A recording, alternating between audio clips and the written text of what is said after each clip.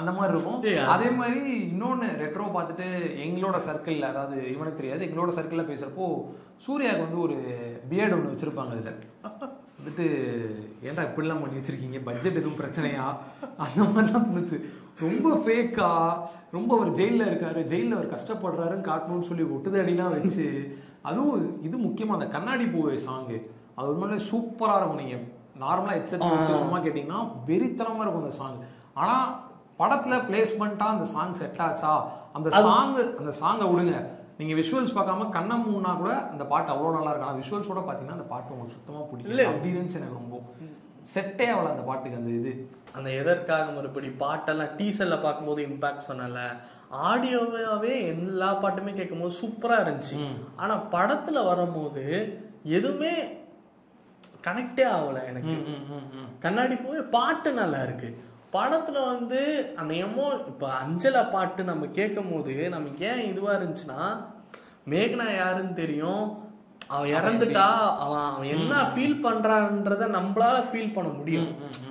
சூர்யா என்ன ஃபீல் பண்றாரு நம்மளால ஃபீல் பண்ண முடியும். அந்த டைம்ல அஞ்சலா மாதிரி ஒரு பாட்டு வரும்போது பயங்கரமா இருக்கும். இதுல வந்துட்டு அந்த எந்த கனெக்டுமே இல்லாத போது அந்த கண்ணாடி பூவை பாட்டுலாம் போடுறாங்க, எல்லாரும் தேட்டர்லயும் ஆடுறாங்க, கத்துறாங்க. எனக்கெல்லாம் வந்துட்டு டேய் என்னடா பண்ணிட்டு இருக்கீங்க, பாட்டு வீட்டில் உட்காந்து ஸ்பாட்டிஃபைல கேட்டிருந்தாலே எனக்கு நல்லா இருக்கும் போலேடா, என்னடா தேட்டரில் வந்து பார்த்துட்டு இருக்கேன்ற மாதிரி இருக்கு. ஆமாம், அது கொஞ்சம் ஒரு மாதிரி ரொம்ப என்ன சொல்றது, வேஸ்ட் பண்ண மாதிரி இருந்துச்சு அந்த சாங்கு. அந்த விஷுவலில் போட்டு ரொம்ப இதுவா விஷுவல் அந்த எமோஷனல் மச்சான். இப்போ எனக்கு கேட்ட காட்சி படத்திலேயே இதுதான் ரொம்ப வீக்கஸ்டான ஒரு படம்னு சொல்லுவேன். ஜெகமே தந்திரமோட இதுதான் எனக்கு சுத்தமாக ரொம்ப ஒர்க் ஆகலன்னு சொல்லுவேன். இந்த கடைசியாக இது மெயினாக சொல்லி அவங்க அந்த கிளைமேக்ஸ் இருக்குது தெரியுமா, கிளைமேக்ஸ் வந்து அவங்க வந்து கன்னெல்லாம் எடுத்துகிட்டு வருவாங்க. சூர்யா வந்து ரொம்ப சாந்த நிலையில் அந்த கல்லில் போய் உட்காந்துருப்பாரு. அந்த கல்லில் அப்படி சாந்தி உட்காந்துருப்பாரு. மக்கள் எல்லாம் சிரிப்பாங்க, கன் இருக்கும் அதில் வந்து அவங்க அம்மா, சூர்யாவோட அம்மா மட்டும் அந்த கன்னை சுடுவாங்க, போய் வெடிக்கும், வெடிச்சோன்னு எல்லாம் கன்னை திருப்பாங்க, எல்லாம் சிரிக்க ஆரம்பிச்சிருவாங்க. அந்த ஆப்போசிட்டில் இருக்க மூஞ்சியில் பயத்தை பார்த்தோன்னா இவங்கெல்லாம் சிரிக்க ஆரம்பிச்சிருவாங்க. ஸோ அந்த இடத்துல வந்துட்டு ஃபீல் ஆச்சா அப்படின்னு கேட்டிங்கன்னா ஃபீல் ஆகலை. இது நான் ஒரு எக்ஸாம்பிள் சொன்னால், ஜிகுதண்டா XX பார்த்தீங்கன்னு வச்சுக்கோங்க, அதே நம்ம அந்த போலீஸ் எல்லாம் வந்துருவாங்க, இவங்க எல்லாம் போலீஸ் எதிர்த்து எதுவுமே பண்ண மாட்டாங்க, பாட்டு பாடி எல்லாம் அவங்களோட எதிர்ப்பை தெரிவிச்சுட்டே கேமரால வீடியோ எடுத்துட்டு இருப்பான். அப்ப நம்மளோட எமோஷன் வந்து எஸ்ஜே சூர்யா காட்டுவான், அவனுக்கு அப்படியே உள்ள அடிச்சுக்கும், என்னடா இப்படியும் நடக்குதுடா, விஷயம் அப்படின்னு சொல்லி. லாரன்ஸ் சுடுவாங்கனாலும், ஏன்னா லாரன்ஸ் முன்னாடி எப்படி இருக்க கேரக்டர்னு உங்களுக்கு தெரியும். லாரன்ஸ் வந்து சும்மாவே சண்டை போட்டுதான் இருப்பாரு, எதுக்கு எடுத்தாலும் அடி தெரியுதான். அவரு அந்த மக்களுக்காக சேஞ்ச் ஆகி அந்த இடத்துல அவரோட வன்முறை எதையுமே எடுக்காம ரொம்ப பீஸ்ஃபுல்லா நான் எதிர்ப்பு தெரிவிக்கிறேன், அந்த பாட்டே இருப்பாரு, கொல்லுவாங்க, அங்க இருந்து கிளம்பி. அது ரொம்ப இம்பாக்ட் பண்ணும் நம்மள. ஆனா இந்த இடத்துல இது பண்ணுச்சா அப்படின்னு கேட்டா இல்ல. எதுவும் இது உண்மையாலுமே சொல்லணும்னா நார்மலா ரைட்டிங்கா பார்த்தோம்னா இது செம்ம ஹை பாயிண்ட். ஏன்னா நீங்க நினைச்சு பாருங்களேன், அவ்வளவு தூரம் அப்ரெஸ்டா இருந்த பீப்புள் இதுக்கு மேல உன்னால என்ன வந்து அடிமைப்படுத்த முடியாது அப்படின்னு சொல்லி ஸ்டெப் பண்ற இடம், அதாவது ஒரு கூஸ்பம் மூமெண்ட். இதுக்கு மேல நாங்க தாழ்வான, அதாவது என்ன சொல்றது, கீழேயே இருக்க மாட்டோம், நாங்களும் மேல வருவோம் அப்படின்னு எதிர்த்து நாங்க மேல வருவோம் அப்படின்னு காட்டுற ஒரு மொமெண்ட். கர்ணன் மாதிரி எவ்வளவு பெரிய மொமெண்ட். ஆனா அந்த இடத்துல ஒர்க் அவுட்டே ஆகல, எல்லாம் சிரிக்கிறாங்க, ஓகே ஃபைன். அந்த இடத்துல நீ ராகவராலன்ஸோட சேஞ்ச் சொல்றல, எஸ்ஜே சூர்யாவே அந்த சீன்ல முதல்ல போலீஸ் ஆகணும்னு நினைச்சு, அப்புறம் போலீஸ் ஆக முடியாம காரணம் வந்து ராகவராலன்ஸ் தான் கொலை பண்ணணும்னு நினைச்சு வந்தாரா, வேலை கொடுத்து ராகவராலன்ஸ் கொலை பண்ணதான் வந்திருக்கான். ஆனா கடைசியில பார்த்தா இவங்க மக்கள் சார்பாவே இருந்து போலீஸ் பண்றத பாத்துட்டு இருப்பாரு. அது எவ்வளவு சேஞ்ச். போலீஸ் ஆகணும்னு நினைச்சவன் கடைசியில போலீஸ் இந்த சிஸ்டத்துக்கு எதிராகவே கடைசியில ஒருத்தன் நின்றுட்டு இருக்கான், நின்று இந்த மக்களுக்கு சப்போர்ட் பண்றான்றது எவ்வளவு ஆருக்கு, அதுவே எவ்வளவு சூப்பரா இருக்கும். அதுதான். ஸோ அந்த கிளைமேக்ஸ் பார்த்தீங்கன்னா ரொம்ப ரொம்ப ரொம்ப படத்தோட வீக்கஸ்ட் பாயிண்ட். ஏன்னா யாருக்குமே எந்த ஃபீல்மே ஆகல. கடைசியெல்லாம் வீக்கஸ்ட் பாயிண்ட் புரியல. இல்லை படத்தில் எனக்கு வந்து அந்த கிளைமேக்ஸில் ஏன் நான் ரொம்ப வீக்கஸ்ட் பாயிண்ட் சொல்லணும்னா, அது ஒரு மொமெண்ட்டு, அது ஒரு பெரிய ரெவல்யூஷன் மொமெண்ட். அது ஒரு அப்ரஸ் பீப்புள் மேலே வராங்கன்றது ரொம்ப பெரிய விஷயம். ஸோ அதை வந்து ஒழுங்காக அந்த இடத்துல போர்ட்ரே பண்ணாங்களான்னு கேட்டிங்கன்னா இல்லை. ஸோ இதெல்லாம் எனக்கு ரொம்ப ரொம்ப ரொம்ப மைனஸாக இருந்துச்சு படத்தில்.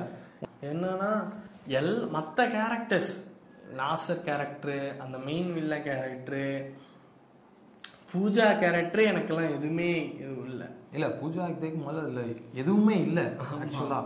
லவ் பண்றா கோச்சிக்கிறா அவ்வளவுதான் இருக்கு தவிர அதை தாண்டி அவளுக்குனான ஒரு அவங்களுக்குள்ள இருக்கிற இன்டிமேசியும் சரி இன்டிமேசி தேவை கிடையாது. அவங்களுக்குள்ள பிசிக்கலா இல்லைன்னா அவங்களுக்குள்ள இருக்கிற லவ் இருக்குல்ல, அது எல்லாமே மாண்டேஜஸா போயிட்டு இருக்கு. எதுவுமே இல்ல. எனக்கு நாசர் கேரக்டர் சரி, ஜெயராம் கேரக்டர் ஐடியாவா ஒரு கேரக்டரா இன்ட்ரெஸ்டிங்கா இருக்கு. ஆனா படத்துல அது பார்க்கும்போது எனக்கு இதுவாவே ஆகல. இல்ல படத்திலேயே எனக்கு பிடிச்சது என்ன தெரியுமா, ராஜா அப்பா பாட்டு வந்ததுதான். ஆமா, அதுல அது நல்ல மூமெண்ட் தான். படம் ஃபுல்லா நானே ஃப்ரெண்டும் என் கூட பாத்துட்டு இருந்தான். அவனும் நானும் என்னடா லவ் படம்னாங்க, ஒரு லவ் சீனும் அவங்க லவ் பண்ற மாதிரியே தோல்லையடான்னு பாத்துட்டு இருக்கோம். இந்த பாட்டை போட்டோன்னே டேய் இப்பதான்டா லவ் பண்ற மாதிரியே ஃபீல் ஆகுது. அப்புறம் காரணம் யாரு, ராஜா. அந்த இதுதான் படத்திலேயே அதை அப்படியே ரசிச்சு பார்த்துக்கிட்டு இருக்கேன். சூர்யாவோட ஆக்டிங் பத்தி சொல்லு, மத்தாலாம் விடு. இல்ல எனக்கு சூர்யா ஆக்டிங் எப்பயும் எல்லா படத்தையும் பண்ற மாதிரியே தான் பண்ண மாதிரி இருந்துச்சு. எந்த ஒரு டிஃபரன்ஸுமே அந்த கண்ணாடி முன்னாடி அந்த ஜோக்கர் மாதிரி சிரிக்க ட்ரை பண்ற சீன்லாம் ஏங்க இது நான் வந்து யார் வேணா பண்ணுவான் அப்படின்னு சொல்ல வரலைங்க. அவர் இத்தனை வருஷம் எக்ஸ்பீரியன்ஸ் இருக்குங்க, அவர் பண்ணாதாங்க செய்வார் அந்த மாதிரி சீன்ஸ். இதை நம்ம தூக்கி வச்செல்லாம் பேச முடியாதுங்க. படம் நல்லா இருந்தா நாங்க பேசுவோம். ஆமா, படத்துல இருக்க எல்லா சீன்ஸுமே வச்சிருக்கான். அது ஒரு ஐகானிக் ஷாட்டா இருந்தா ஓகே. அது ஒன்ன மட்டுமே வச்சுட்டு சூர்யா மிரட்டி அதுவே கனெக்ட் ஆகலடா. அவன் ஏன் சிரிக்க மாட்டான், அந்த எமோஷனை ஃபர்ஸ்ட் டைம் பைக்ல வந்து இப்படி கை வைக்கும் போது சிரிக்கிற இடத்துல எல்லாம் அவன் ஃபர்ஸ்ட் டைம் சந்தோஷப்பட்டு சிரிக்க போறான்ற ஒரு மூமெண்ட் எப்படி இருக்கணும். கரெக்ட். அந்த அதோட இம்பாக்ட் நமக்கு எப்படி இருக்கணும். ஆமா, சிரிக்கிறான் அவன் ஃபர்ஸ்ட் டைம் சிரிக்கிறான்டான்றது.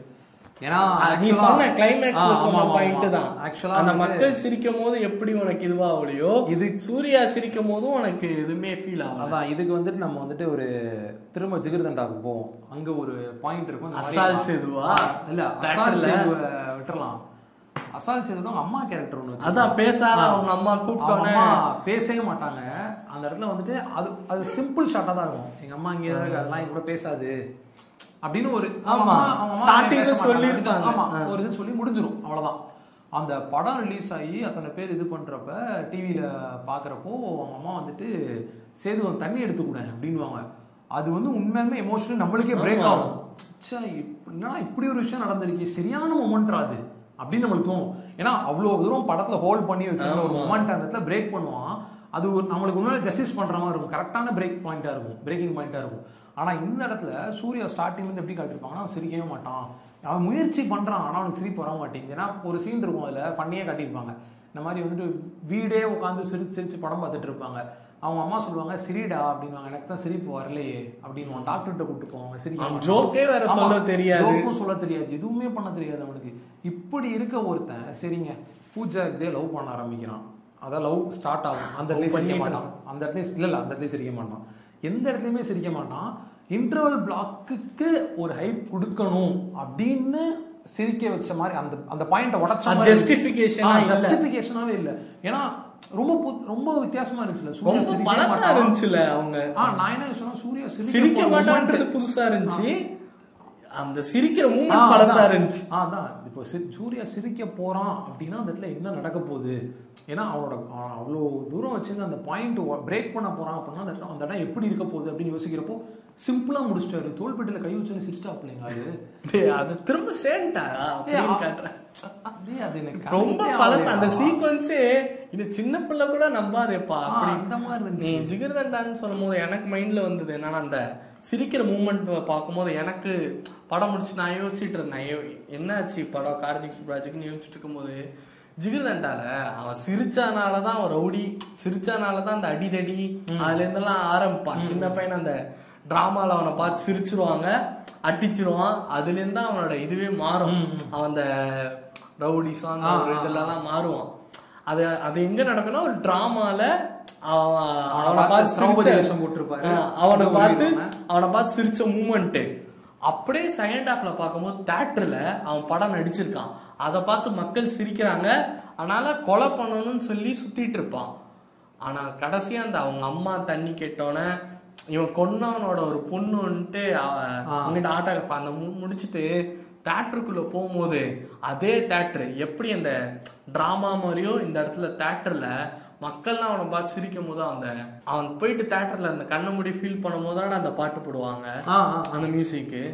அந்த இடம்லாம் வரும்போது பயங்கரமா இருக்குமேடா நமக்கே. இப்படி இருக்கிறவன் இப்படின்ற மாதிரி அதான் அந்த மாதிரியான ஒரு இம்பாக்ட் தான்டா வேணும். அதான் இப்போ இது எல்லாமே சொல்றதுக்கான காரணம் என்னன்னா, எவ்வளோக்கு எவ்வளோ வந்து அந்த படத்தெல்லாம் எங்களால் கனெக்ட் ஆக முடிஞ்சுது அப்படின்றதான் சொல்கிறோம். இப்போ ஒவ்வொரு சீனுமே எங்களுக்கு சொல்கிறோம் பாருங்க, இந்த சீனில் இப்படி இந்த இடம் இப்படி பிரேக் சொல்கிறனாலே இந்த படத்தோட இதையும் கம்பேர் பண்ணுறதுக்கு வேணாம். ஆமாம், எமோஷன்ஸ் ஒரு படம் தனி, பட் ஆனால் அந்த கனெக்ட் இருக்குல்ல, அந்த அந்த அந்த பிரேக் அந்த கனெக்ஷனு ஒரு நீங்கள் வந்து ஒரு படத்தில் ஒரு விஷயத்தை ஹோல்ட் பண்ணி கொண்டு வரீங்க அப்படின்றப்போ அந்த ஹோல்டை வந்து உடைக்கிறப்போ ஒரு இம்பாக்ட் கிரியேட் ஆகணும்ல, பார்க்குற ஆடியன்ஸுக்கும் சரி, படத்தில் இருக்க கதைக்கும் வந்து இம்பாக்ட் பண்ணணும். சரியா? இப்போ சூர்யா சிரிக்க ஆரம்பிப்பார், ஓகே பிரேக்கிங் பாயிண்ட் பண்ணிட்டீங்க, ஓகே ஃபைன். அதுக்கப்புறம் என்ன நடக்குது அப்படின்னு பார்த்தா அப்படியே தான் இருக்கும்.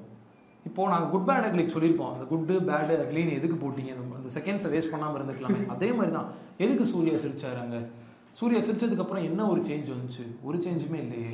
சூர்யா திரும்ப அக்ரெசிவாக தானே போக ஆரம்பிச்சாரு, எதுவுமே மாறலையே. அப்படி இருந்துச்சு எனக்கு அந்த பிரேக்கிங் பாயிண்ட்டை வந்து வேற எப்படியாவது பிரேக் பண்ணிருக்கலாம் அப்படின்னு. அதான் அந்த இம்பாக்ட் ஐடியாவா கேட்கும்போது நல்லா இருக்குடா.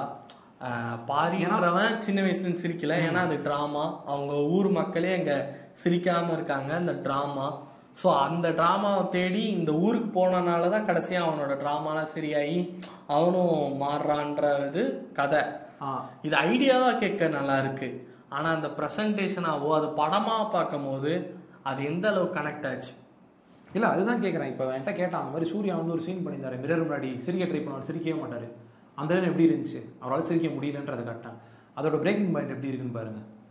இப்போ நீங்கள் ஐகானிக் பெர்ஃபார்மன்ஸ்னு சொன்னீங்கன்னா அதோட பிரேக்கிங் பாயிண்ட் எப்படி முடிஞ்சிருக்கு பாருங்க. ஐகானிக் பெர்ஃபார்மன்ஸே கனெக்ட் ஆகலையே. இல்லை, நான் சொல்கிறேன், அதை நீங்கள் ஐகானிக்னு சொன்னீங்கன்னா அதோட பிரேக்கிங் பாயிண்ட் எப்படி இருக்குன்னு பாருங்க. அப்படி சிரிக்க கஷ்டப்படுற ஒரு மனுஷன், தன்னால் முடியல, கண்ணாடி முன்னாடி வாயெல்லாம் இழுத்து ட்ரை பண்ணி வரமாட்டேங்குது.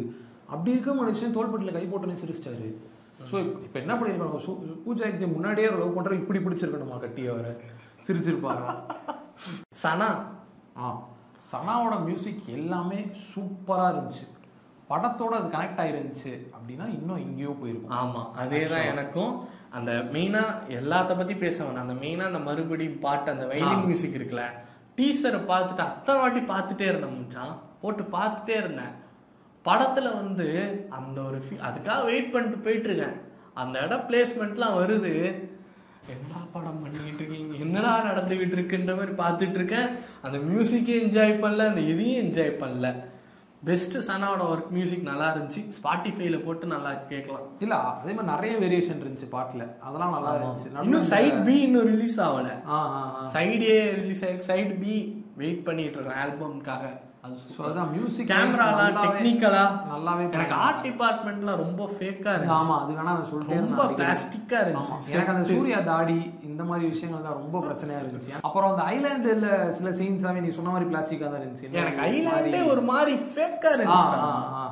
புரியுது, இது ஐலாண்டுன்ற ஒரு ஃபீலே வரல. அந்த கல்ட், அந்த செட்டெல்லாம் இருக்குல்ல, அதெல்லாம் கல்ட்டுன்றாங்க. பார்த்தா ஒரு 10 ஃபாரினர்ஸ் நின்று டான்ஸ் ஆடிட்டு இருக்காங்க. ஆமா, கேட்டா 1 crore இதுன்றாங்க. டே என்னடா இது? அதுதான் எதுவுமே கிளாடியேட்டர் பார்த்துட்டு எப்படி? ஆமா, அதெல்லாம் வந்துட்டு அத விடுங்க. கல்ட்டை பத்தி பேசினா அதுக்கு ஒரு 1/2 hour பேசணும், வேணாம். ஸோ அதுதான். ஸோ எனக்கு ரொம்ப ரொம்ப மைனஸா பட்டது படம் தான். படம் ரொம்ப எனக்கு ஜிகர்தண்டா டபுள் ஆக்ஷன் சொல்லும் போது இதுலேயும் ஒரு பிரச்சனை இருக்குன்னு சொன்னல. என்னன்னா, படம் வந்துட்டு அங்கே ட்ரைப் மக்களை பற்றி பேசுகிறாங்க, அதெல்லாம் கனெக்ட் சூப்பர், அந்த விஷயங்கள்லாம் பேசுகிறாங்க. போலீஸ், அந்த அரசியல் இது எப்படி வேலை செய்யுது, அந்த மக்களை, மலைவாழி மக்களை எப்படி இது பண்ணுறாங்கன்றதெல்லாம் நமக்கு இதுவாக இருக்குது. அந்த படத்துலையுமே ஒரு பஞ்சாயத்து வந்துச்சு, ஆர்ட் சூசஸ் யூ அப்படின்றது வந்துட்டு நிறைய பேர் முரணாக இருந்துச்சுல்ல. ஆர்ட் எப்படி சூஸ் பண்ணோம், இங்கே ஆர்ட் வந்து அப்போ யாரை சூஸ் பண்ணுது, இப்போ ஆர்ட்டில் இருக்கிறவங்க யாரை இருக்காங்க அப்படின்றதெல்லாம் ஒரு பாலிட்டிக்ஸ், அந்த பொலிட்டிக்கலான நிறைய வியூலாம் இருக்குல்ல. அதுக்கு மாரி செல்வராஜ், வெற்றிமாறன் கூட சொல்லி, மாரி செல்வராஜ் கூட ஸ்டேஜில் ஓப்பனாக சொன்னார் நினைக்கிறேன், எந்த ஆர்ட்டை என்ன தேர்ந்தெடுக்கல, நான் தான் அந்த ஆர்ட்டை தேர்ந்தெடுக்கிறேன்னுலாம் சொல்லியிருப்பாரு. அதுவுமே நிறையா ஒரு முரணாக இருந்துச்சு.